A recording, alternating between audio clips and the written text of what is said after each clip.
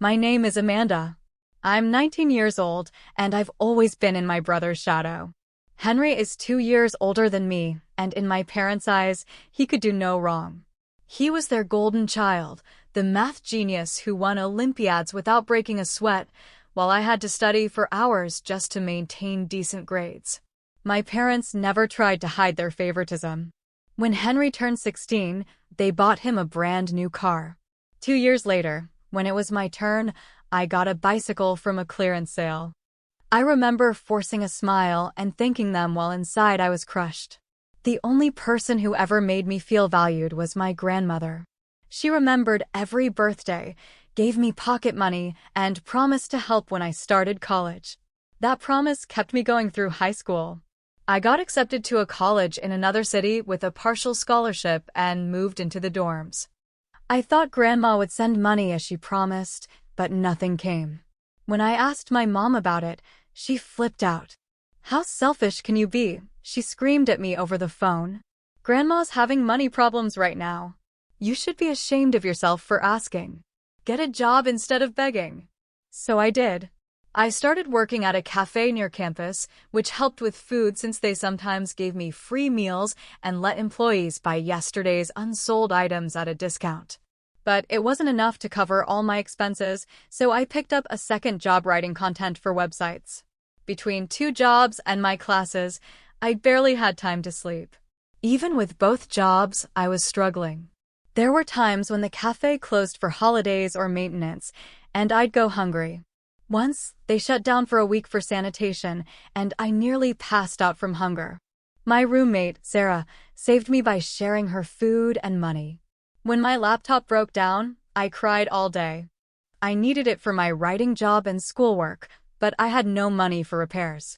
Again, Sarah came through, borrowing $500 from her parents to help me.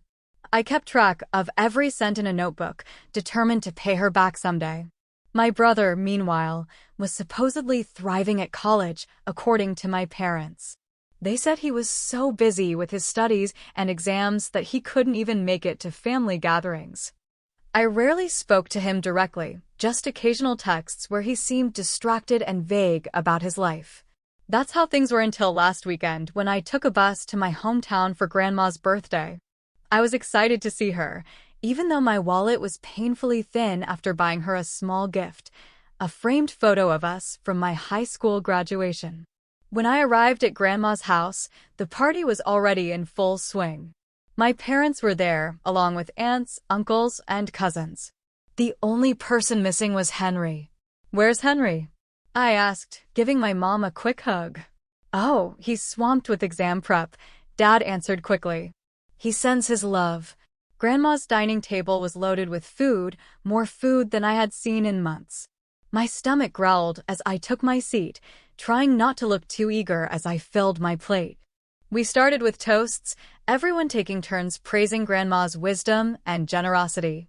Then the conversation broke into smaller groups as we ate. I was quietly enjoying my meal when my cousin Tyler looked at me across the table. "Damn, Amanda, why are you so skinny?" "You've lost a ton of weight," he said, loud enough for everyone to hear. Before I could answer, my mother jumped in. "Oh, you know these college girls and their trendy diets. She's probably doing that intermittent fasting thing." I opened my mouth to correct her, but Grandma spoke first. "Tyler's right. Amanda, you're too thin." Her eyes narrowed with concern. "Isn't the $1,500 that I send you every month enough for food?" The fork slipped from my fingers and clattered onto my plate. The dining room fell silent. "What money?" I asked, my voice barely above a whisper. "Grandma, I haven't received any money from you. Not since I started college." The silence around the table grew heavier. All eyes moved between me and my parents. "Robert, Elizabeth," Grandma said, her voice dangerously calm as she addressed my parents. "Would you care to explain?" Mom's lips trembled. "Mother, this is a complicated situation. Perhaps we shouldn't discuss this in front of everyone."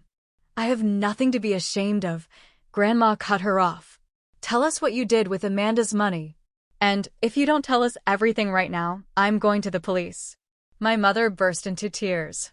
Dad cleared his throat and looked at his hands. We've been using the money for Henry, he admitted. He has a gambling problem. He got mixed up with the wrong crowd in high school, and it just escalated. We've tried everything. Therapists, clinics. He keeps relapsing. As Dad continued explaining to Grandma, my mind raced back through my childhood. All those times Henry got whatever he wanted. All those times I was told to be more like him. All those times I went hungry while working 2 jobs, thinking my grandmother had forgotten her promise. Grandma's voice cut through the tension. Everyone, please continue enjoying the celebration without me. She stood up, her face a mask of controlled anger. Robert, Elizabeth, my office. Now. My parents followed her without a word, shoulders slumped like scolded children. I sat frozen in my chair, barely aware of the awkward small talk resuming around me. My cousin Tyler patted my shoulder and whispered, "You okay?" But I couldn't even nod. I excused myself and tiptoed to the hallway. Grandma's office door was closed, and I pressed my ear against it, straining to hear. The voices were too quiet, which was somehow worse than shouting.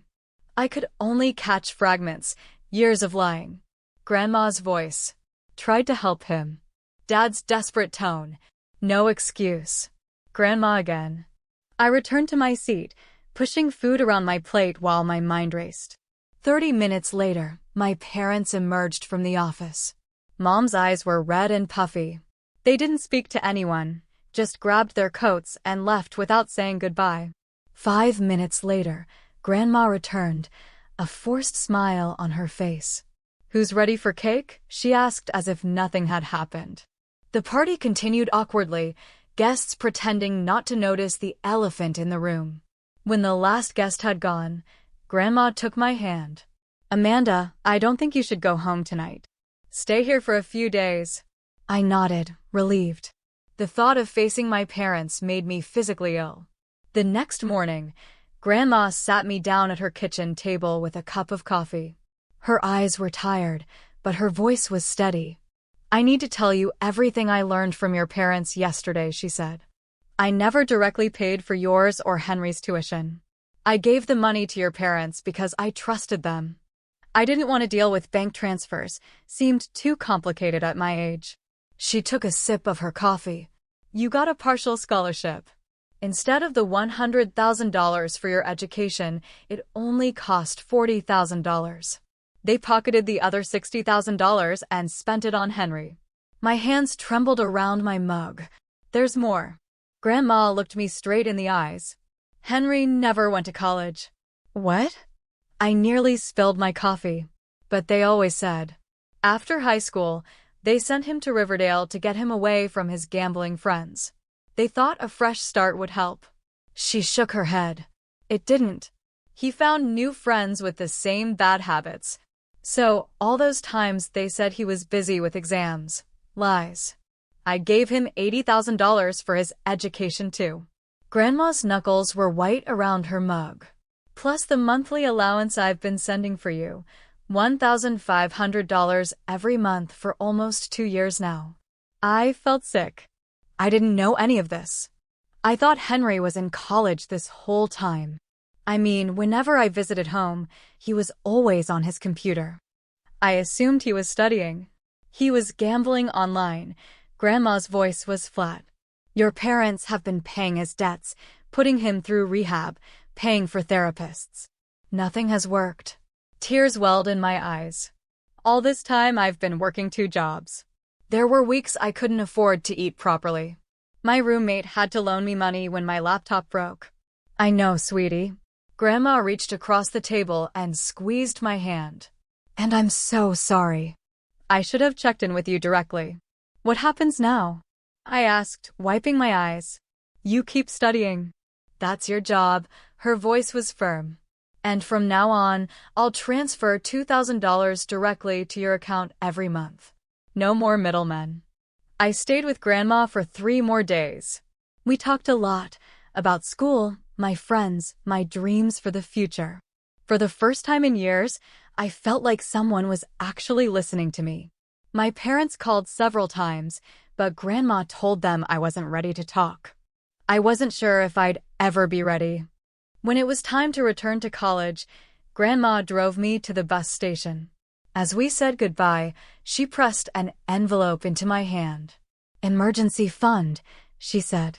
"Don't tell me you won't take it." Back at school, things changed quickly. The first thing I did was quit my content writing job. With Grandma's money, I could focus on my studies and just work at the cafe on weekends. I bought new clothes, stocked my mini fridge with actual food, and paid back every cent I owed Sarah. For the first time since starting college, I wasn't constantly exhausted and hungry. My grades improved, and I even joined a study group. It was like stepping out of a dark room into sunshine. 2 months later, I was sitting in the campus library when someone tapped my shoulder. I looked up to see Grandma standing there, grinning. "Surprise inspection," she announced, loud enough to earn us a glare from the librarian. "Grandma." I jumped up and hugged her. "What are you doing here?" "Just making sure at least one of my grandchildren actually goes to college," she winked. "Let's get lunch. I have something to tell you." Over sandwiches at the campus cafe, Grandma dropped another bombshell. "I've rewritten my will," she said casually, as if commenting on the weather. "You're my sole heir now." I nearly choked on my iced tea. "What? Why?" "Your parents have already received over $250,000 from me. That's their share." She took a bite of her sandwich. "I've informed them of my decision. They weren't happy, but frankly, I don't care." "Grandma, I don't need." "It's not about need, Amanda. It's about trust. I trust you to use what I leave behind wisely." She looked at me proudly. "You've handled hardship with grace. That says a lot about your character." I didn't know what to say. After years of being the forgotten child, the also-ran, suddenly I was being seen. It was overwhelming. "Thank you, I finally managed. Don't thank me yet." Grandma's expression turned serious. "Your parents might try to pressure you about this. Be prepared." She was right. A week later, Mom and Dad showed up at my dorm unannounced. Sarah took one look at their faces and made herself scarce, mumbling something about a study session. "We need to talk," Dad said, sitting awkwardly on my desk chair while Mom perched on Sarah's bed. I stared at my parents, these familiar strangers sitting in my dorm room. Mom looked thinner than I remembered, with dark circles under her eyes. Dad's hair seemed grayer. "What do you want?" I asked, my voice colder than I intended. Mom leaned forward. "We need you to talk to Grandma about the will." "No." "Hello?" "No, how are you?" Not even an apology, just straight to what they wanted from me? Why would I do that? I crossed my arms. "Because we're your parents," Dad said, as if that explained everything. I laughed, a short, bitter sound that surprised even me. "That didn't seem to matter when you were stealing money meant for me." Mom's eyes welled with tears. "You don't understand what we've been through with Henry." "No, I don't, because no one told me anything." I sat on my bed, keeping as much distance between us as possible. "All I knew was that I was struggling to survive while you were telling me how great Henry was doing at college. I was starving. I was working 2 jobs and still couldn't make ends meet." "You're exaggerating," Mom said dismissively. "I'm sure it wasn't that bad." Something inside me snapped. "Not that bad?" "Let me tell you what not that bad looks like, Mom. It looks like finishing leftover food off customers' plates at the cafe because I was so hungry. It looks like wearing the same 3 outfits for 2 years because I couldn't afford clothes. It looks like crying myself to sleep because my laptop broke and I had no money to fix it." Mom paled but quickly recovered. "Your brother needed help.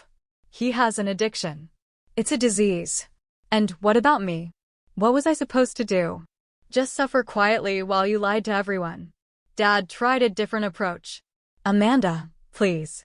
Just tell Grandma that you've been fine all this time. Tell her we've been supporting you adequately." I stared at him in disbelief.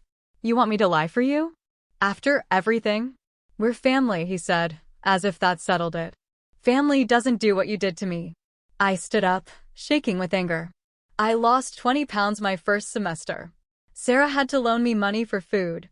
There were days I was so dizzy from hunger I couldn't focus in class. Well, maybe you should have called us if things were so bad, Dad said. I did call.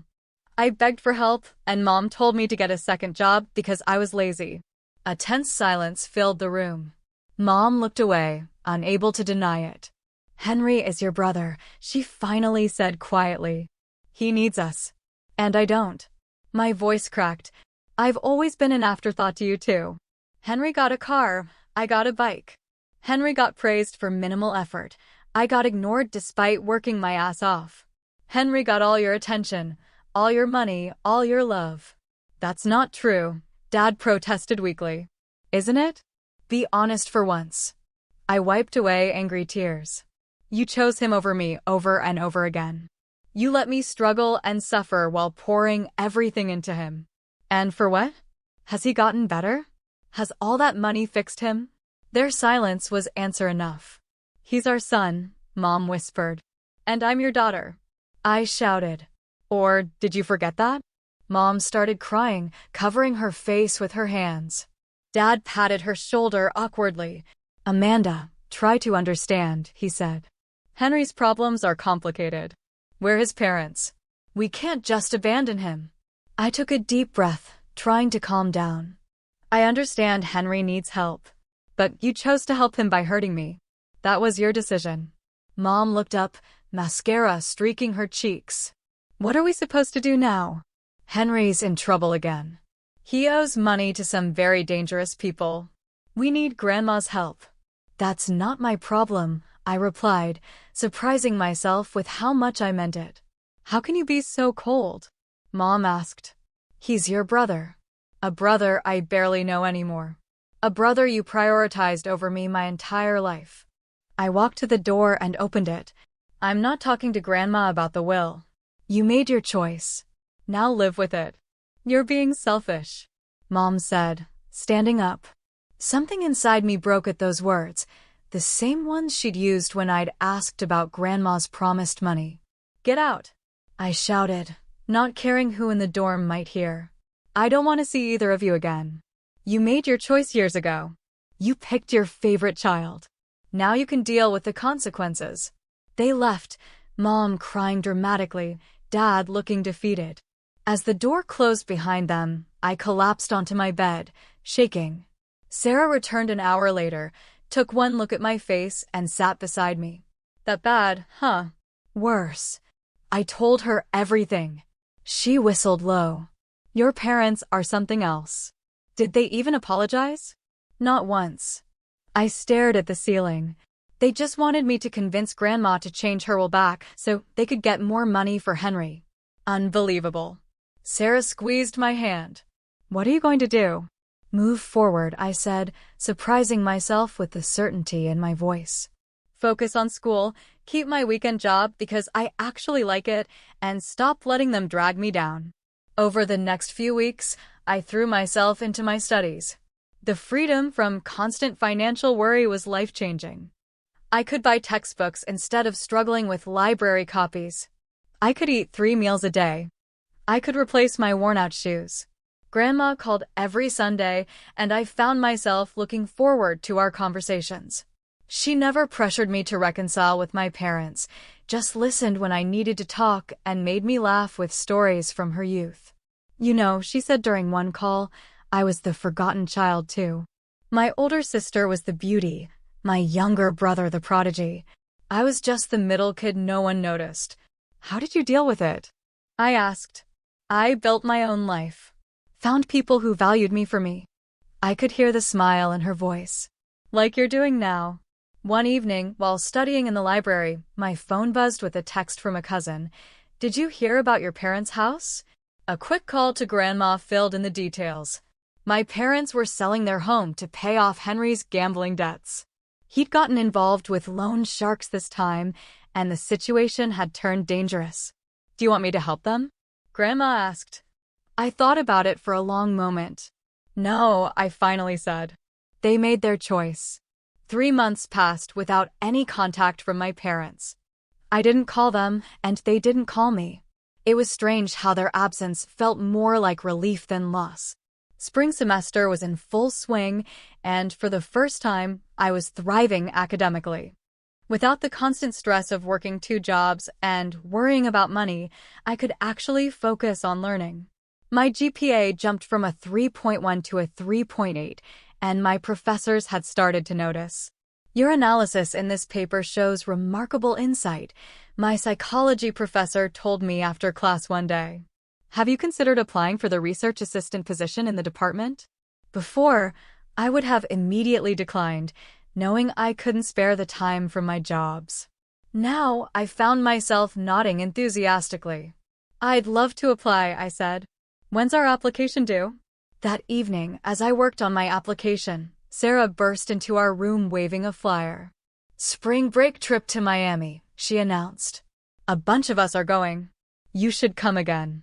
My first instinct was to say no, an old habit from when every dollar had to be stretched. But then I remembered I didn't have to live that way anymore. You know what? I'm in, I said. Sarah's jaw dropped. Seriously? Not, I can't afford it, or I have to work. Nope, I grinned. I've been saving some of Grandma's money. I can take a vacation. Who are you, and what have you done with Amanda? She laughed, throwing a pillow at me. The week before spring break, I received a call from Aunt Kathy, my mom's sister. Amanda, she said, her voice serious, I thought you should know. Your parents sold the house. They're renting an apartment. They're struggling, Amanda. The money from the house barely covered Henry's debts. I felt a twinge of sympathy, but pushed it away. That was their choice. I know. I'm not saying you should help them. Just thought you should know. She paused. Henry's in a rehab facility again, an intensive inpatient program. Maybe this time it'll stick. After we hung up, I sat on my bed, thinking about my brother. Despite everything, I couldn't bring myself to hate him. He was a victim of his own addiction, but also of our parents' enabling. They'd never taught him consequences, never made him face the results of his actions. I called Grandma that night and told her about my conversation with Aunt Kathy. Are you okay? She asked. Yeah, I think I am. I surprised myself with how true it was. I feel sad for them, but not responsible. Good. Because you're not responsible for their choices. Grandma's voice was firm. You focus on building your life. And that's what I did. Spring break in Miami was everything I'd never let myself dream of. Sunshine, beaches, laughter with friends. I bought a new swimsuit without checking the price tag first, ordered whatever I wanted at restaurants, and even splurged on a parasailing adventure. When we returned to campus, tanned and refreshed, a letter was waiting for me in my mailbox. I recognized my mother's handwriting immediately and almost threw it away unopened, but curiosity won out. Inside was a short note. Amanda, we've moved to a smaller place. The address is below if you ever want to visit. Henry is in rehab again. The doctors think he might have a chance this time if he sticks with the program. Your father and I have been doing a lot of thinking. We made mistakes, big ones. We can't change the past, but we want you to know we're proud of you for standing on your own 2 feet. Love, Mom. No apology, no acknowledgement of the harm they'd caused, just a vague admission of mistakes and an address I had no intention of visiting. I showed the letter to Sarah, who rolled her eyes. That's it? After everything, that's it. I tucked the letter into my desk drawer. But honestly, I didn't expect even this much. As the semester progressed, I found myself thinking less and less about my parents and Henry. I was too busy with my classes, my weekend job at the cafe, which I kept because I genuinely enjoyed it, and my new position as a research assistant. Grandma visited again in late April, taking me shopping and to a fancy dinner. How are you really doing? She asked over dessert. I'm good, really good actually, I smiled. I never knew life could be this uncomplicated. That's how it should be at your age. She reached across the table and squeezed my hand. Your only job right now is to learn and grow. I got a letter from Mom, I told her. Grandma's eyebrows rose. No real apology, I continued, just an update that they've moved and Henry's in rehab again. Are you going to respond? Grandma asked. I shook my head. Not now. Maybe someday, but I'm not ready. That's fair, Grandma nodded. You take all the time you need. As final exams approached, I threw myself into studying. My psychology professor had hinted that if I maintained my grades, I might qualify for a summer research stipend. It was an opportunity one never would have had before. One evening, as I was walking back to my dorm from the library, my phone rang. Unknown number. Hello. I answered cautiously. Amanda. A male voice, vaguely familiar. It's Henry. I'm calling from the rehab center. Part of my recovery is making amends. I sat on a nearby bench, unsure what to say. I know what Mom and Dad did, he continued when I didn't speak, using your money for my gambling. I just wanted to say I'm sorry. I didn't know at the time, but that doesn't make it right. No, it doesn't, I agreed. I'm not asking for forgiveness. His voice was steady. I just wanted you to know that I understand what happened, and I'm sorry for my part in it. After we hung up, I sat on that bench for a long time, watching students walk by. Some looked stressed. Others laughed with friends, normal college life going on all around me, the life I finally had a chance to experience fully. I thought about Henry's call. It was the first genuine apology I'd received from anyone in my family. I didn't know if he would stay clean this time or if my parents would ever truly understand the harm they'd caused. But for the first time, I realized it didn't matter. My life was no longer defined by their choices. I had my own path now, one with opportunities, friendships, and a future limited only by my own ambitions. Whatever happened with my family, I would be okay.